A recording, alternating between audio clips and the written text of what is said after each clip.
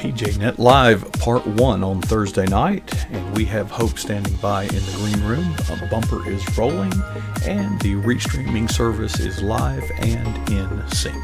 We'll switch to Studio 6 in 5, 4, 3, 2, 1.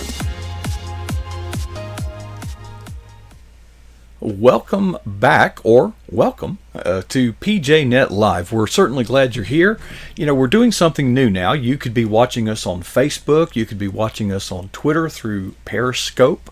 You could also be watching us on YouTube, or you could be watching the recorded version of this later.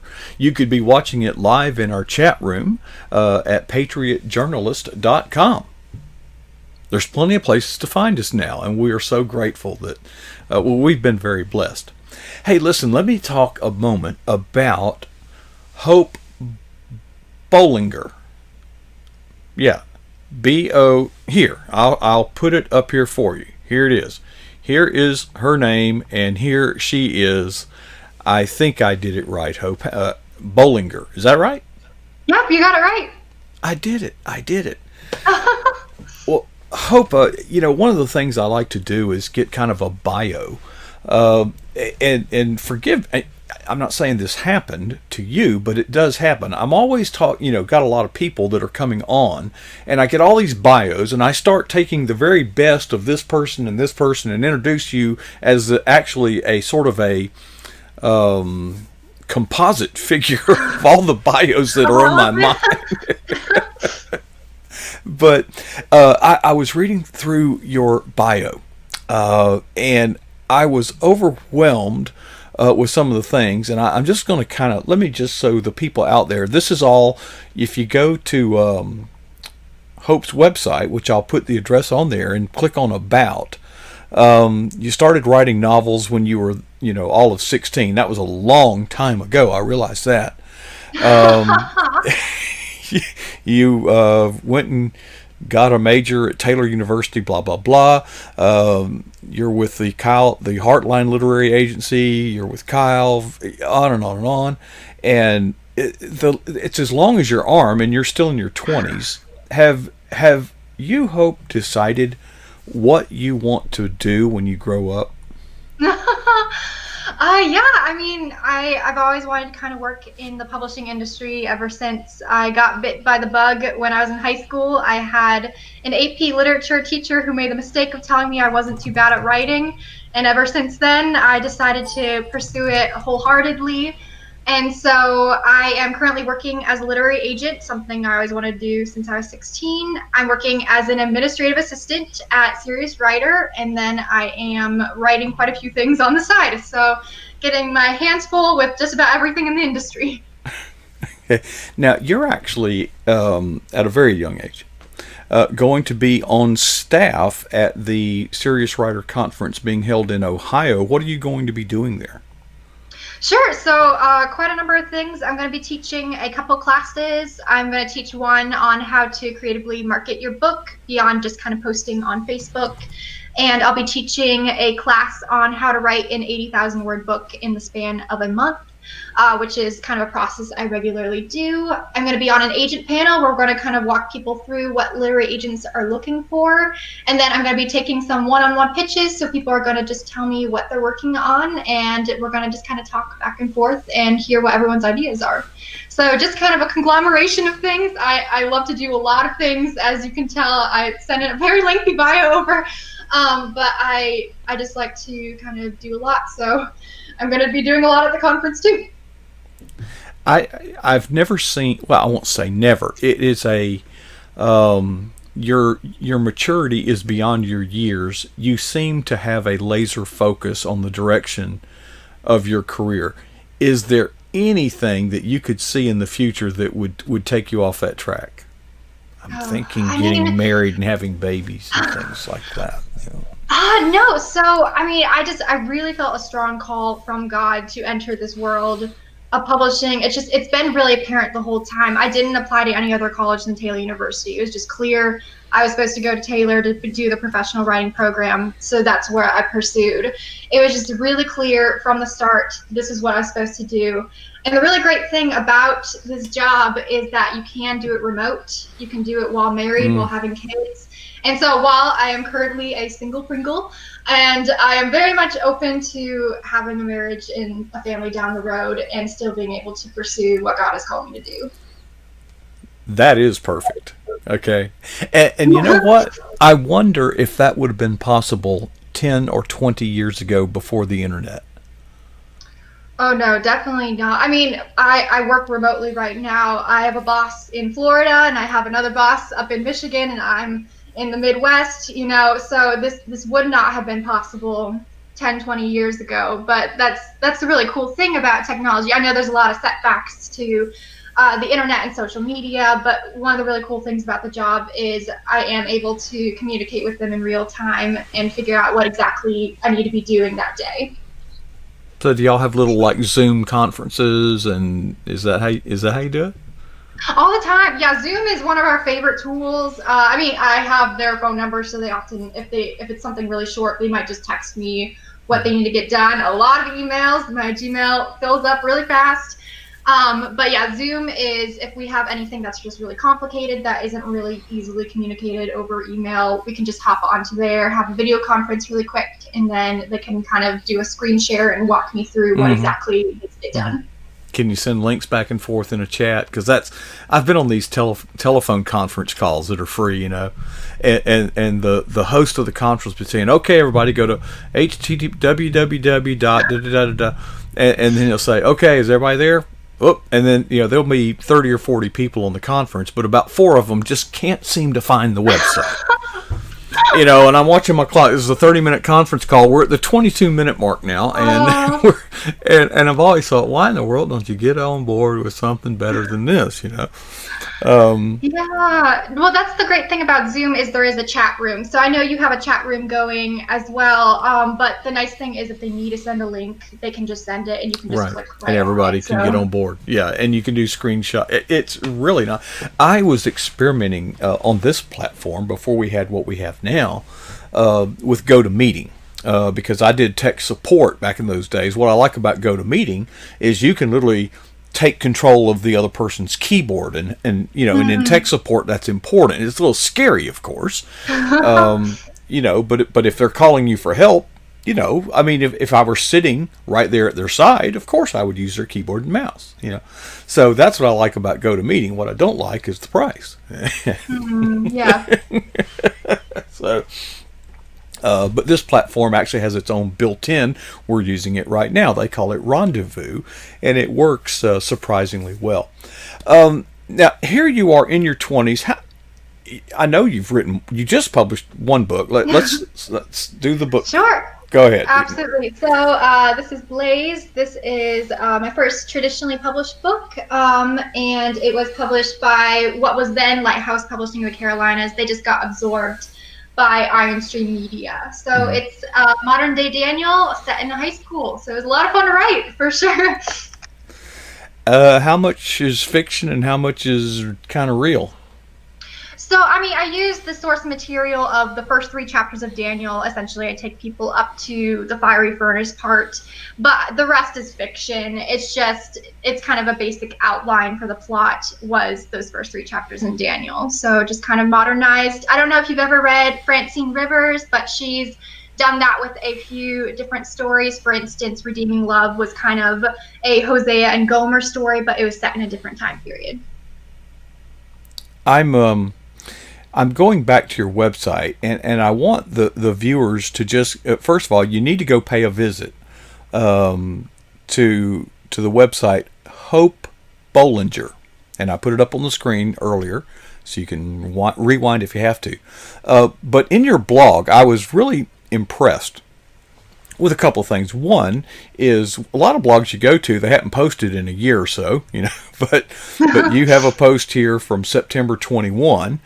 And as you read these, what blew me away is I'm trying to imagine myself in, being a writer, and you tell these people bluntly and candidly actually what they need to know.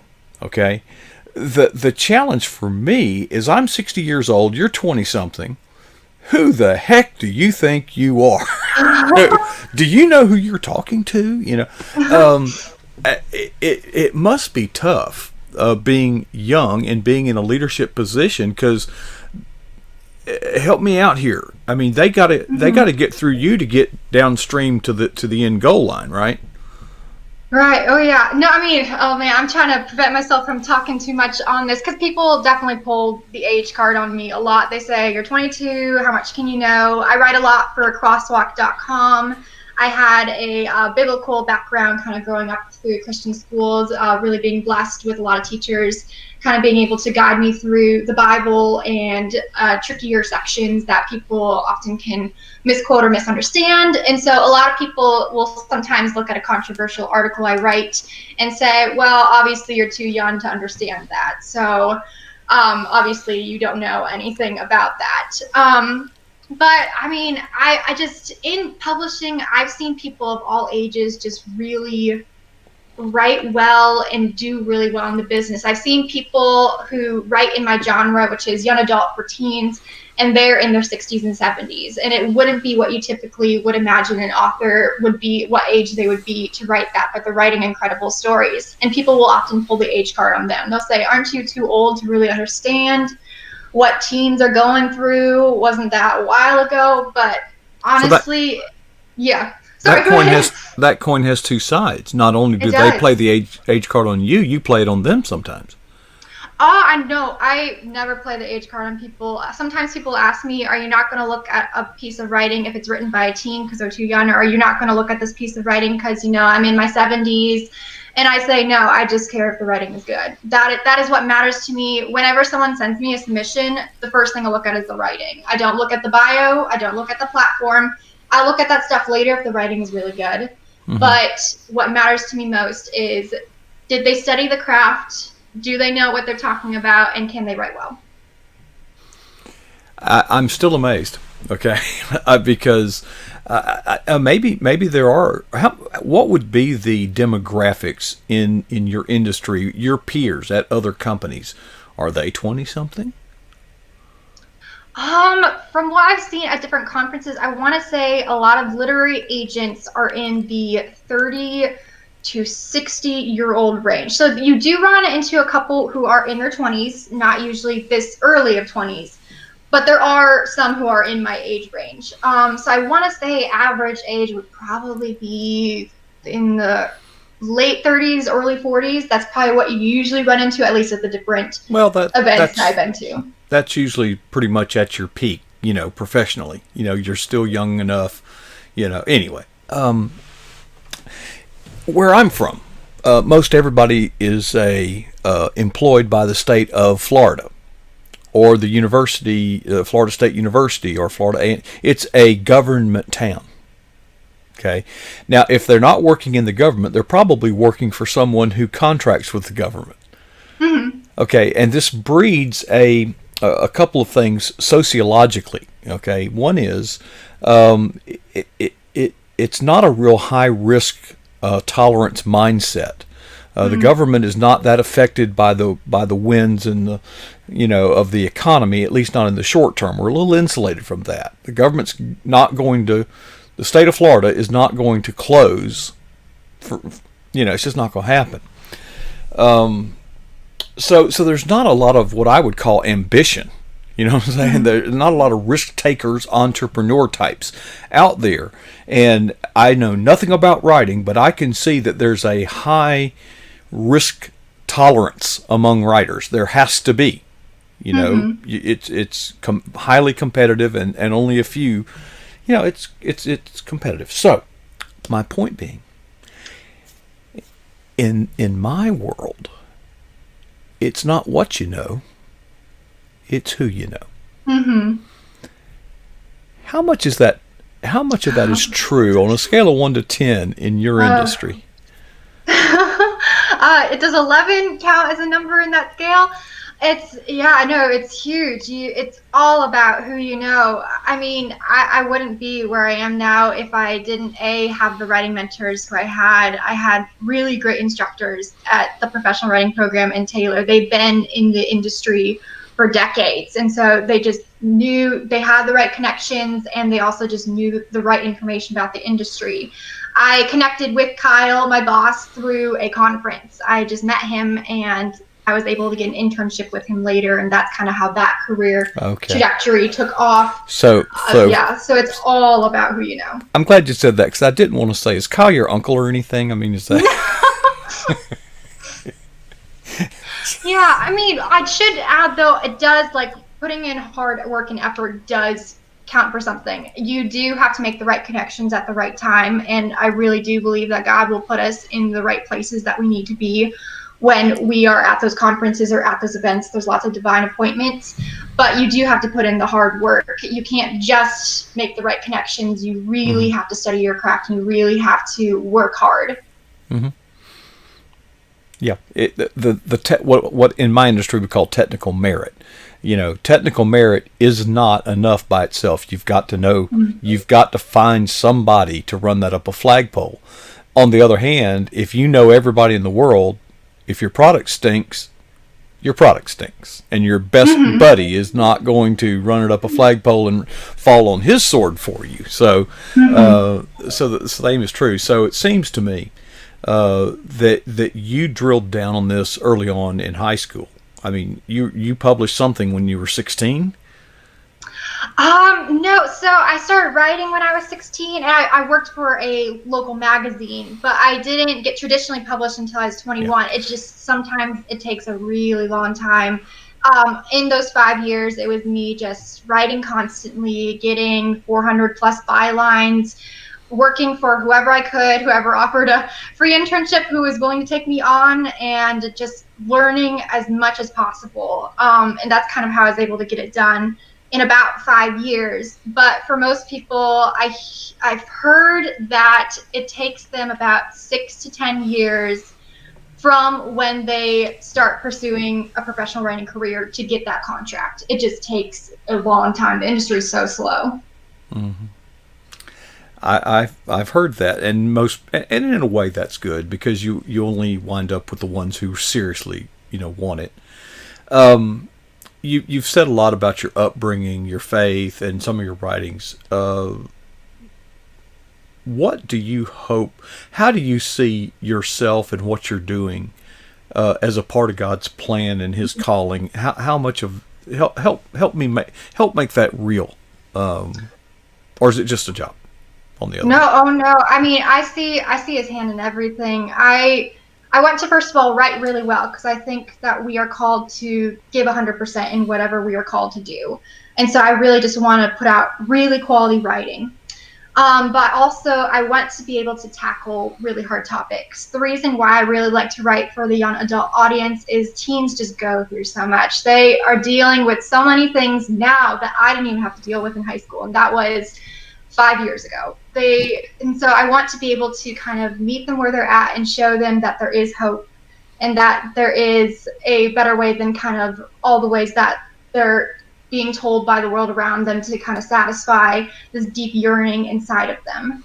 And so I see writing as a way to be able to give them some hope, but also I want to write really well because I want them to have quality fiction that they just kind of keeps them turning the pages.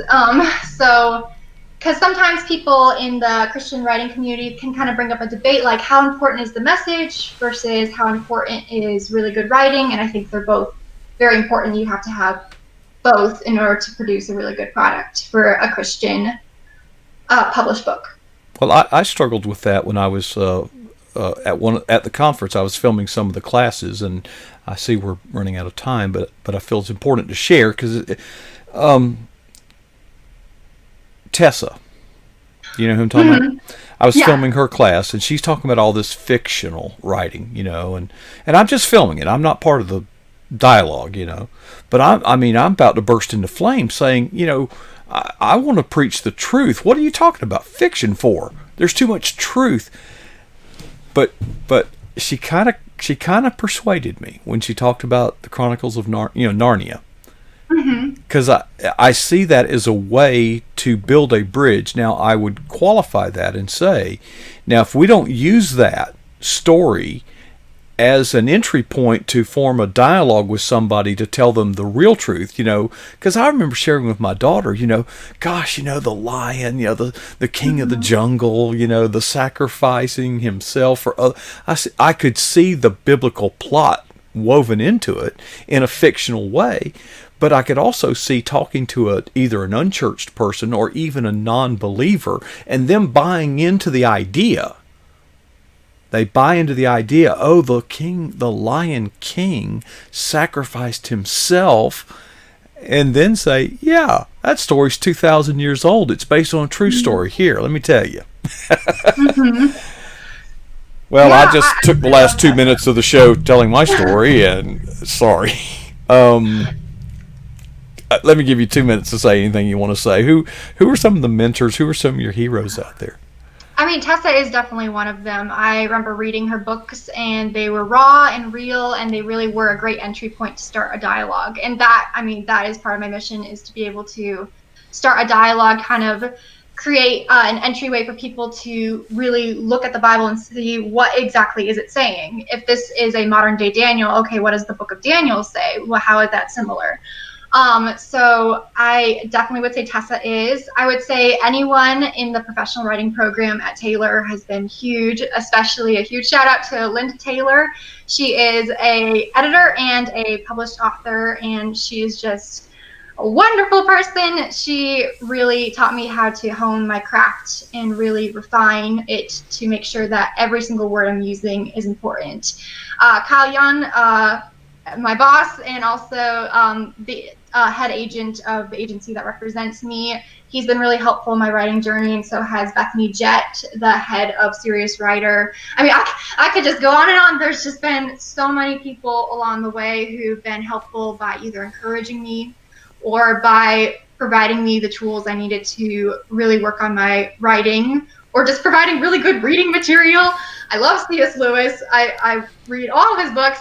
So it's so hard to pin down. I can't, obviously, in the time constraints that we have here, but I always struggle when I get to the acknowledgments page of any book I'm writing, because I just want to fill up all the pages with just names of people who helped me along the way. You can't write a book alone. It's impossible. It takes a village to raise a book. And you know what, Tessa, I can see that it will, if you're not already doing it, it will not be long before you will be mentoring others, and they will be acknowledging you. We've been blessed to have you. I'm sorry we're out of time, but you have done it. You have a great story, and we just want to offer you whatever encouragement that we can as you continue, not only in your career but in your walk with Christ. Tessa, you're Tessa. Hope you are a champion of the cross, and we appreciate you, and we just love you, and just keep doing what you're doing. Thank you so much for having me on here. It went by so fast. Yeah, it happens. We'll do it again sometime. Don't worry. All right. Okay, well, part 1 of PJNet Live. I hope you have been blessed by that. It's encouraging, because so many of us are like my age, old, and it's just great to see young people that have taken that torch and carrying it the way they do, and Hope is one example of that. Folks, I'm going to have to move out of here in just a few moments. We will be joined by Adria, and she's not as young as Hope. She's about, our age, kind of, sort of, but she is a storyteller. You're going to have, oh boy, it's going to be fun. Let me turn the controls back over to Sunbelt Girl as PJNet Live continues.